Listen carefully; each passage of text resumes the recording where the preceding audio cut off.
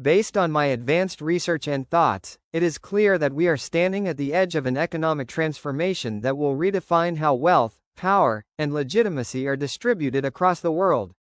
For centuries, legacy corporations and dominant owners controlled the destiny of labor, shaping economies through concentrated power and profit-driven models. Yet, today, a quiet but profound shift is underway, led by Pi Network and its global pioneers.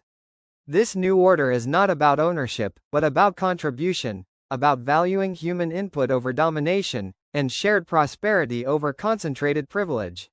In the legacy economy, corporations and their elite owners thrived by overstating their own brilliance while reducing employees to mere tools of production. Labor was accounted for as a cost, not as a contribution. Profits flowed upward to executives and shareholders, leaving workers confined to stagnant wages. This model produced short-term growth but left behind long-term inequality, exploitation, and deep mistrust. Companies like Hyundai and LG enjoyed decades of tax incentives, labor loopholes, and global market dominance, all while contributing little to the fiscal and social stability of nations.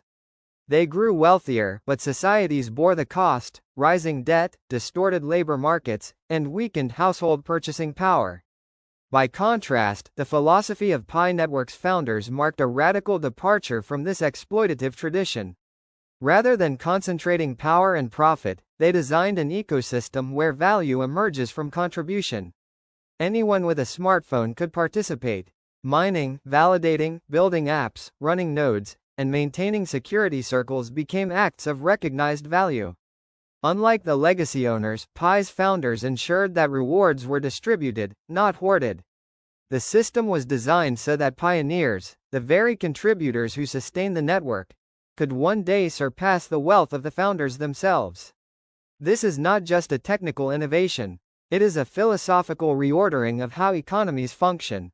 In Pi's model, contribution equals power. Ownership alone no longer defines wealth or legitimacy. The pioneers, who for more than 6 years have expanded the ecosystem without profit, have demonstrated the resilience and collective spirit that defines true value creation. They are not employees serving distant owners. They are co-builders of a decentralized future. This contrast is sending shockwaves through the legacy order. To those accustomed to dominance, Pi is not merely a network, it is a threat. It challenges the very foundation of owner-centric wealth by proving that a contributory model can sustain and grow without exploitation. The global elite may see this as an attack on their privilege, but the reality is that history is moving forward, not backward. Domination as a structure is collapsing, while contribution as a principle is rising.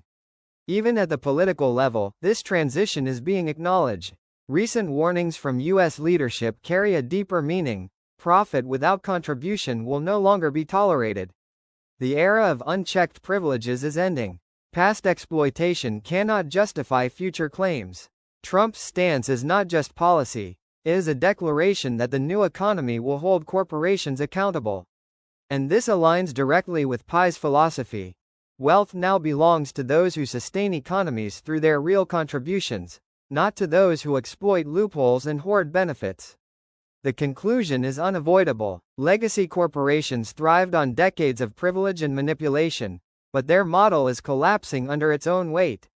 Pi pioneers, through years of unpaid dedication and network building, now represent the new standard of wealth creation. The message is clear: the future belongs to contributors, not profiteers. Dominant ownership is ending. Contributory leadership is shaping the new order. Wealth and legitimacy are shifting from legacy elites to pioneers who built value with their own hands and vision. This is the new economy, an economy of contribution, shared growth, and collective empowerment.